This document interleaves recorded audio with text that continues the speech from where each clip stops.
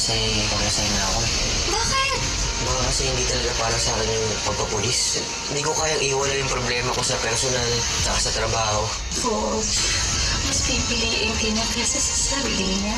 Kung totoong mahal mo ang anak mo, Coach, hindi mo hayang mangyari yun, di ba? I'm sorry, we haven't met. Nag-northford ka rin ba? No. Si Kevin, boyfriend ko. Uy, ano to? Ayun yun? Looks exactly like Kuya. Sino po siya? Si Tita Z. Pwede po, Tita Pretty na lang kita? Of course, sweetheart. Aayusin ko to. Anong ayusin? Hindi ako magnanakaw. Hindi ko yan magagawa sa'yo. These are grounds for termination. May nakita po kasi na binasag yung salamin ng sasakyan. Tinangay po yung kotse nyo.